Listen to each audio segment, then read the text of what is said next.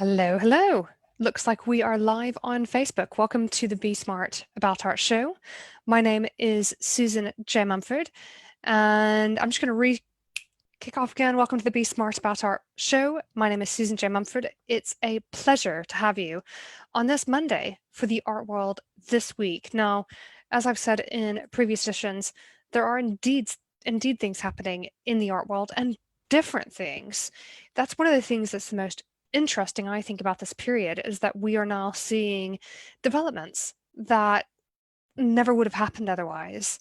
So if we try to find those silver linings, they're definitely there. And in the art world, it's no surprise being the center of creativity. Now, I have three pieces of news for you as ever today, and I welcome you to ask any questions, make any comments. If you know of any art world news, please feel free, if you're watching live or watching the replay, pop something into the comments box. This is our opportunity to see what's happening. So thank you for joining us. And I am going to tell you a quick overview of what those three pieces of news are today. Now, the first piece, some of you might have already caught, but I'm going to give you even more insight from the perspective of myself as an entrepreneur in the art market, is the cancellation of the Swiss edition of Art Basel. The second piece of news is going to be perhaps more of a contemplation. It's looking at a post by British artist David Shrigley to see what he's done and kind of contemplate, what do we think about positioning yourself doing exactly what he has done. It's an interesting one in context of the understandable societal kind of situation that we've got, particularly in the States, with all of the protests that have been taking place, and those have spread further afield as well. I know that in the country where I live, in England, we had a statue of a slave kind of owner, a big old person from back in the day, 17th century. That statue was dismantled and chucked into a local river in Bristol just the other day.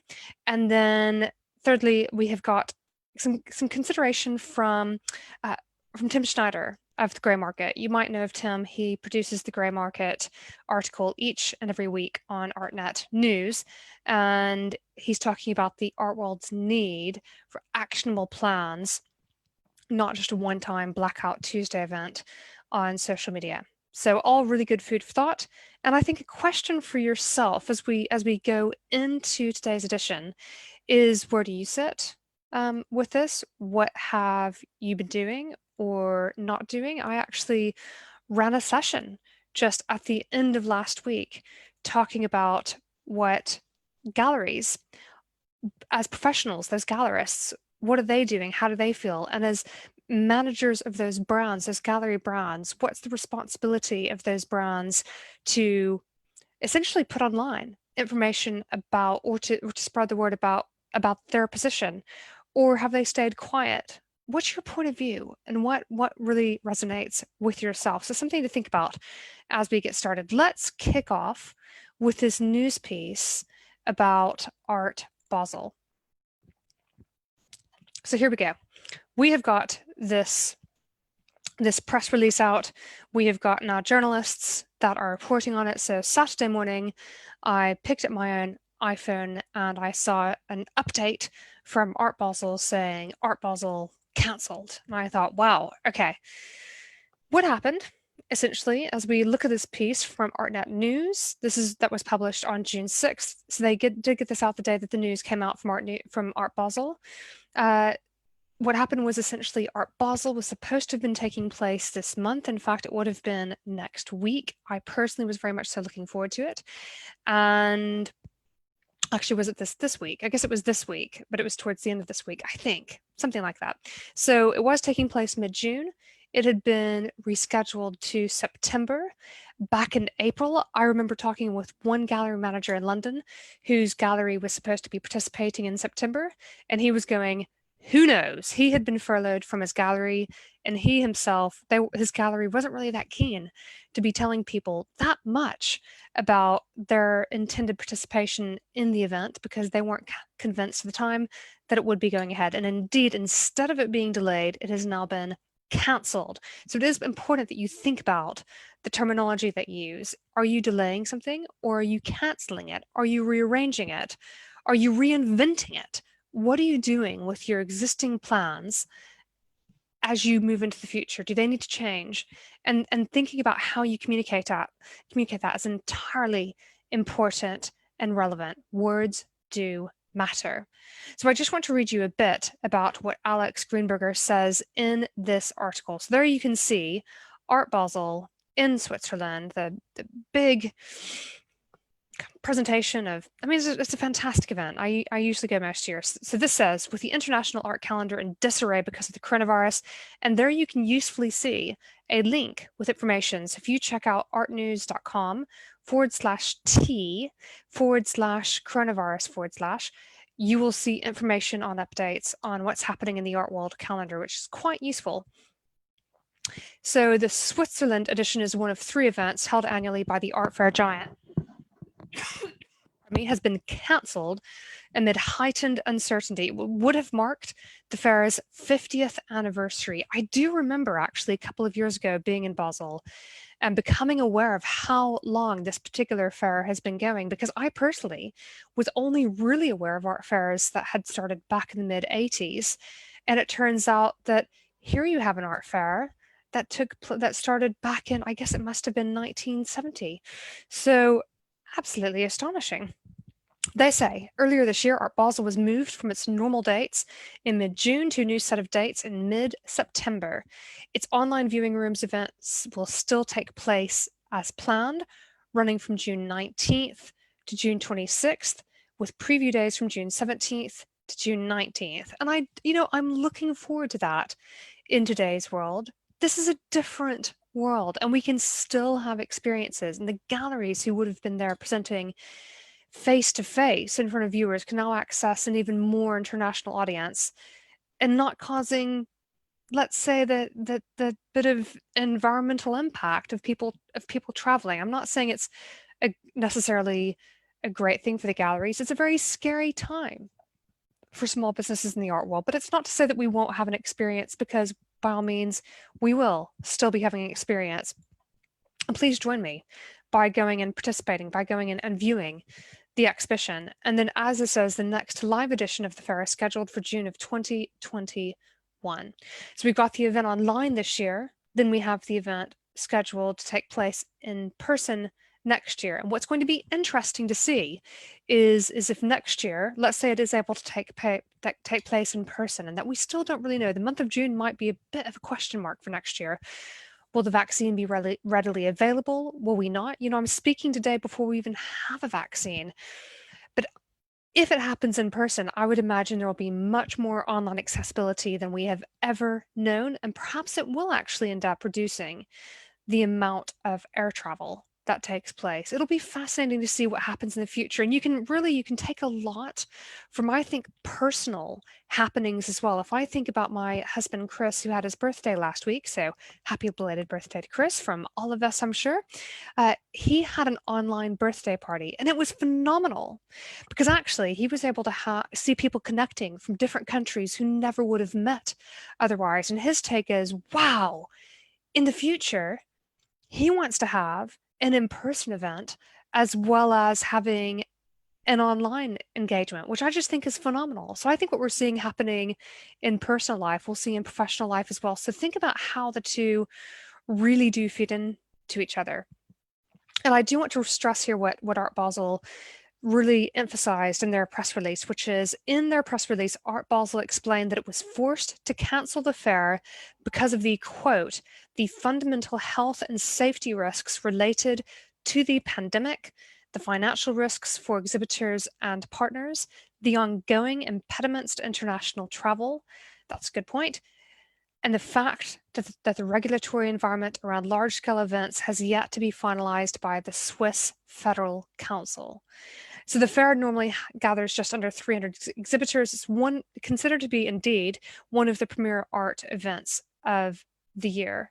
And its cancellation comes as many of the summer's most important biennials, from the Berlin Biennale to the Venice Architectural Biennale, have rescheduled this year's editions for later dates. And as we were looking at a week or two ago, the Venice Biennale, as we know it in the art world, is changing its time that it's set to be taking place. So actually, that's right. They've scheduled from next year to the following year. So the biennales in Venice have essentially moved by year. So now the architecture one is taking place, and the art one would have taken. So it's interesting, and I am glad to see what Mark Spiegler is saying. Now, if you haven't yet seen it, Art Basel is holding some fantastic panel discussions, and I've been seeing that Mark Spiegler, who is the director of Art Basel internationally, very reputable, very well-known figure, he's been personally putting on his own Instagram stories information of the Art Basel panel discussions, even before Art Basel emails the information to VIPs or they put it on their own social media. They do live stream their events from the Art Basel Facebook page as well. So if you go check out Mark Spiegler's Instagram stories, you can often see information on the events that they are running, and they are fantastic. So here's what is said. We are acutely aware that our galleries are facing unprecedented challenges and economic difficulties, and we had fervently hoped to support the art market's recovery with a successful fair in September. Unfortunately, the uncertainties that we face remain too high. So there we are. It's good of them if they think that it's too uncertain to go ahead and cancel it, in the sense of the closer it gets to the date, the harder it would be for the galleries to be able to get back their plane tickets, their accommodation. I mean, I imagine many of them, based on what we've been seeing with insurance companies not reimbursing on policies, on many accommodation sort of companies not necessarily reimbursing, but maybe providing credits either. So now, hopefully, what a lot of those galleries, and maybe some of the collectors and some of the critics and different people from the art world who had planned on attending, what they could do is rearrange to next year. The challenge with that kind of situation, though, is not having that cash to access, because it's actually on hold with deposits and that sort of thing. And so I hope that for those who really need the money back, that they will be able to get it. And I'll be very interested in seeing exactly what Art Basel does for their programming, because I have been really impressed by the quality of conversation. And you know me, I do a lot of this kind of thing myself. I do a lot of online engagement, a lot of online presentations. I actually held a summit the very day, March 24th, that is an online summit, the very day that the UK went into lockdown. I had rearranged an event that was supposed to have been taking place in Mayfair in London. I had decided a month before that, hey, by March 24th, things weren't going to be cool, even from an ethical point of view, which I'm sure must have been part of Art Basel's consideration as well. And here we are. You know, we're still able to do things online, and it's going to be increasingly important to have good quality occasions. For those of you who've already been getting yourself out there online, good for you. Keep doing it. What you will find is that you will get better as time goes, and that means that you're keeping ahead of the game as well. I really do mean that, because that's one of the big challenges we're going to face. I remember Winston Peters, who was our second speaker on the Be Smart About Art show. That was when we were doing the Thursday editions with guest speakers. He was saying that one thing that occurred to him was that there would be so many people going online, we would see a decrease in quality online. And so now I think we're beginning to see that. We're about to probably be seeing it even all the more. So if you're already on there, carry on. If you're not, get on, get some experience under your belt, because we're going to keep on seeing development of this space, definitely. So now let's move on to the next piece of news. If I just share my screen again, and here we go. So we have got, there you go. I think you can see that. We have got an Instagram post by David Shrigley. Now, David Shrigley is a British artist, and I know that I first came across David myself when I had newly moved to England.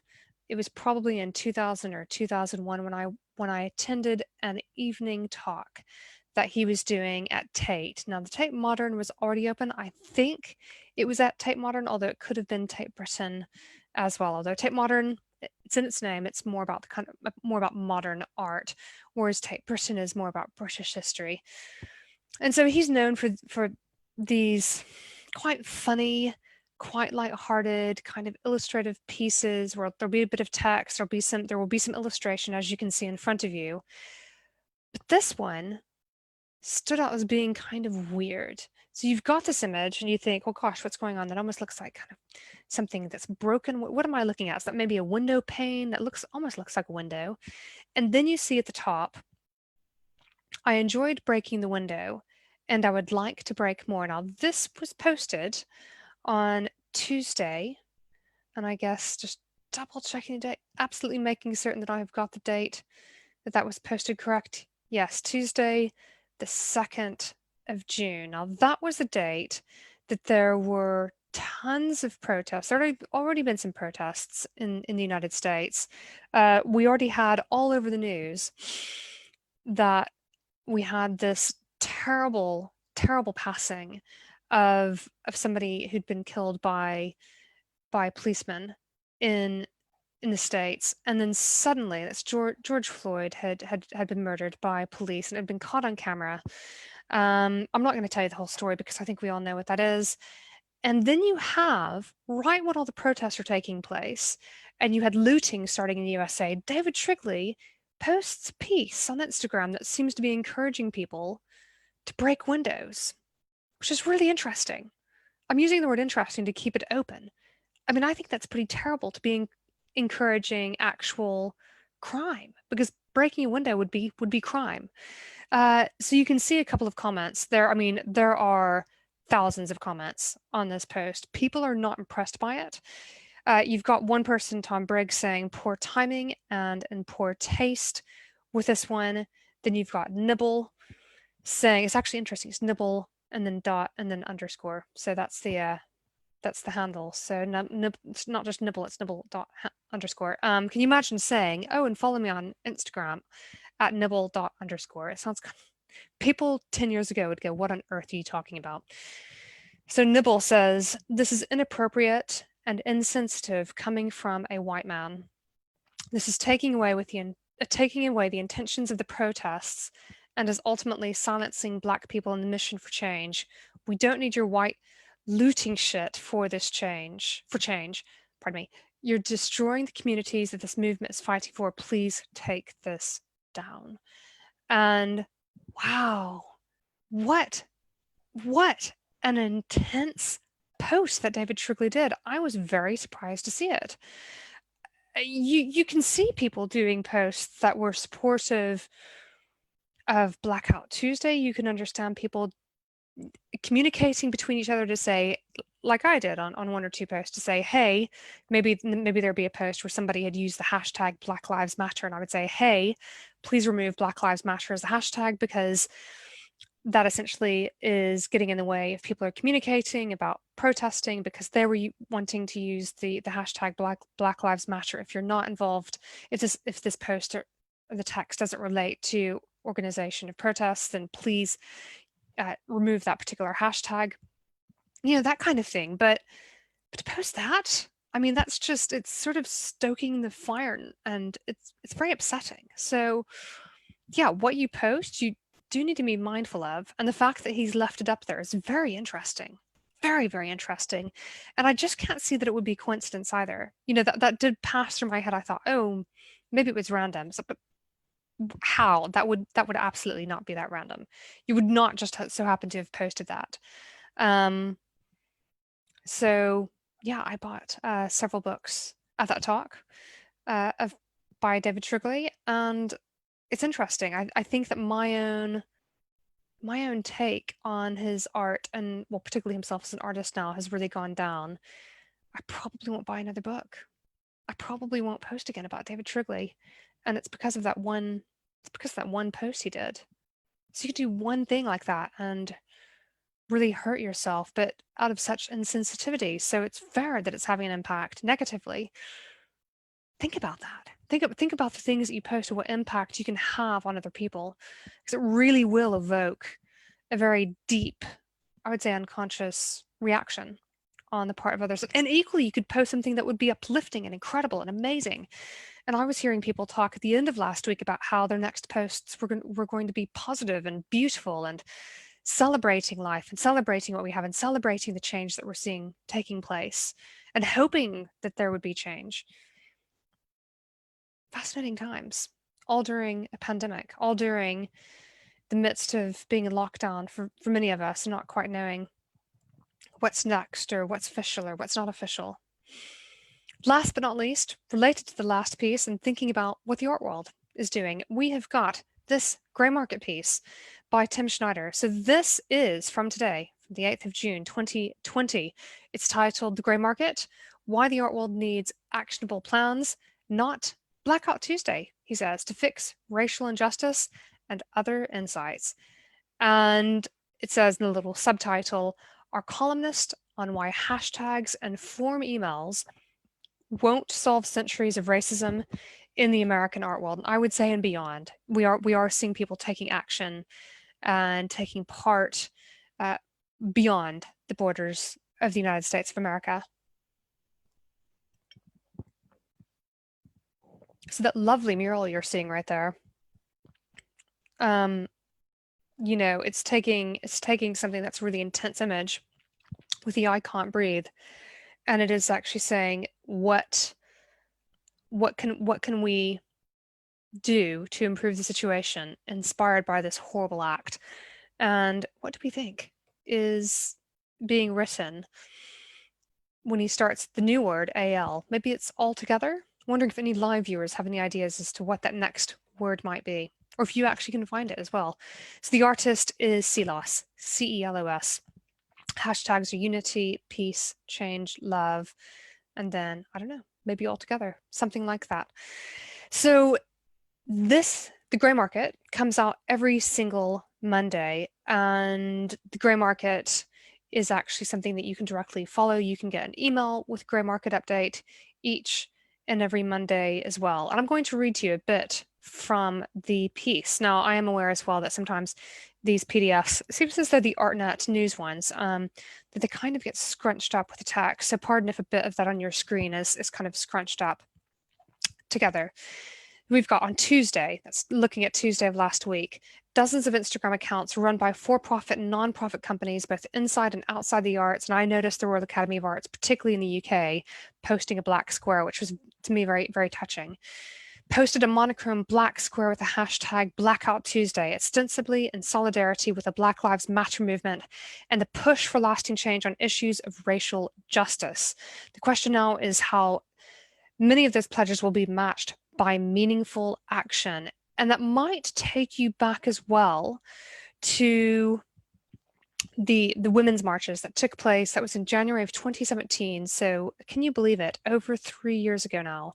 The big criticism of those events is, what did they actually achieve? What did they do? And the question that I asked over this past weekend is, okay, we've got millions of people marching all over the USA. What is actually going to happen as a result? And I was concerned that we were going to have a similar situation about this, that what was going to happen potentially was not enough. And I'm delighted to see that now what's happening in Minneapolis in the States is that the police department is set to be disbanded. They're set to be essentially rewriting, not rewriting, but restarting how they're going to deal with what the police have had to deal with in the past. So I was reading things like domestic abuse, who goes to the home, who handles that. They're finding new solutions for all of this. I mean, it's going to take time, but actually meaningful action is already being taken. So the question then is, what about the art world? What about our industry? I'll carry on looking at what he says. Although the meme began in the arts, it wasn't in the visual arts. Jamila Thomas and Brianna Agumeng, who describe themselves as simply two Black women in music, both are marketing executives, originally proposed the black square, with the hashtag "the show must be paused." And some of you might have seen that as well. They wrote that its purpose was to encourage people to take a beat for an honest, reflective, and productive conversation about what actions we need to collectively take to support the Black community. By Tuesday, it had spread far beyond its music industry focus, with a Blackout Tuesday verbiage, reaching everywhere from art museums, galleries, and art media properties, including ArtNet, to tech companies, fashion brands, and car makers. Despite its good intentions, though, and this is what I'm wanting to pick up, the campaign had both fans and detractors. Annie Shaw and Gareth Harris at the art newspaper rounded up reactions from both camps in the art industry, and Joe Coscarelli, pardon me, I know his name, Coscarelli, sometimes reading too fast, at the New York Times found essentially the same spectrum of companies' complaints in the music world. So do check out Annie Shaw and Gareth Harris's piece in the art newspaper. If I just click on that on my end quickly, I'm going to tell you the date of that. That was published on the 2nd of June. So it's called Art World Presses Pause for Blackout Tuesday. Go have a look at that article as well. Critics argued that some participants were accidentally crowding out actual resources and news related to Black Lives Matter with the hashtag. Now, that relates to what I mentioned earlier, which is having an understanding of how the hashtag is used. So there was a lot of confusion taking place. A lot of people were saying, oh, you've got to take down your message. The black squares are confusing everyone. It wasn't the black squares that were confusing everyone. What happened was that people were using the Black Lives Matter hashtag. That was the problem. And then you started to have some critics saying, well, what action is being taken? It's not good for this to be just a single gesture that is being done. It started to actually create a proper conversation about this as well. In one way or another, I think this is what I really like to come to. All of the above circles the fundamental question about the art world's Blackout Tuesday. Memes and statements are nice, but who's actually doing anything to address the problem? And if I come down, if I scroll down basically to the end, and I'm sorry, the PDF has actually come out quite small this time, it looks like. So I'm just going to scroll down, but do come and have a look at this yourself. We finish with this. Time to see if this industry, unlike the police, is finally ready and able to hold itself accountable, or whether it too can only achieve justice by being dismantled. Wow. What a strong finishing statement with that as well. And thank you very much for people who are commenting with your comments right now in the live stream as well. It's a time of change. And if anything, one thing that I think that I'm seeing into this is that with COVID-19, with the pandemic, we had already seen change taking place. Now, I had personally had a lot of change take place in the past 16 months in my own life and in my own professional life included with that. And you kind of get in the mode of change, you kind of get used to it. And it's possible that one thing that's happened here is that people were already having to overhaul their lives, they were already having to overhaul their businesses. Then George Floyd gets murdered. Clearly, it was unnecessary. Clearly, that police department was corrupt. Clearly, the unions in the US, the police unions in the USA, are a big problem, arguably need to be dismantled. Read about the police unions in the States and discrimination. It is horrible. So maybe, just maybe, what's happening is that we're already undergoing so much change that we're going, right, well, let's make more change. Let's do more. Let's actually put this right. That's what I'm hoping. That's what I'm thinking, is that maybe this period of time is a period when it's actually ideal for change, because, well, so much is already up in the air. So we might as well work on the foundation of where we come from. Really interesting. And it's interesting again to see some comments coming in about asking about theater and dismantling. Maybe it's the only way to clear things out. And as somebody myself who has worked on a different matter, which is to do with conscious, unconscious, and intersectional bias with a focus on gender, although it applies to many more areas, you can see an argument for going, right, let's go back to square one and go from there. And might we have an opportunity to change our value systems? Might we have an opportunity to recognize the importance of hearing all kinds of voices? You look, if you actually talking about gender, if you look, and actually not just gender, but other areas of diversity, if you look at boards, there's a lot of research on this. So boards of companies perform better when there's diversity on the boards. And that's diversity across the field. And I would add in their age actually as well. What I don't want is just to hear words from people or get insight from people who are maybe at the senior part of their career. I want to hear some fresh voices as well. I want to hear a spectrum. So it's thinking on so many different levels when you talk about diversity, and it really does become complex. Think about people who also have got physical accessibility issues, people who have got mental um, kind of accessibility issues as well, being able to access, say, this very program that we're doing right now. So hearing from people who can give us insight will help us to understand things in a way that we never could ourselves. Just a few days ago, I was in a call. Somebody else brought up an idea, and I went, bingo.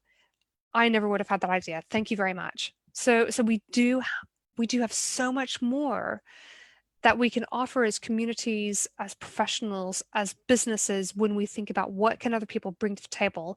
And for those people not to look and have a background just like us, to think about that. I think that's a really nice place to leave the art world this week. Maybe for some reflection, for writing, scribbling about, drawing about, thinking about, having conversations with other people.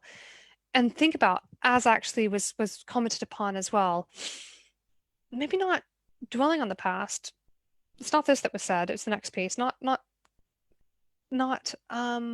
regretting from the past. How about we learn from the past? And picking up the thing that was said is thinking about then the positivity to the future. So that was the comment, was with regard to uplifting next to social media posts. And I'm just thinking about how we take this going forward, and we're going to go through some pain. We're going to go through some major, major pain. Let's be open for change. As I've said many times in the past, change is the indicator of life. Arguably, it's the only constant. And yes, the health of the planet too, quite rightly added in contribution to the conversation. So everyone, I'm going to bring it to a wrap there. Thank you so much for those who've joined us live today, and for those who've watched to the end of the replay. Do check us out on besmartaboutar.com, also patreon.com/besmartaboutar. As we say, participate, connect, and grow personally and professionally. I look forward to seeing you again soon on the Be Smart About Art show. I've been Susan J. Mumford. Ciao for now, signing out from Lewis in East Sussex. Until next time.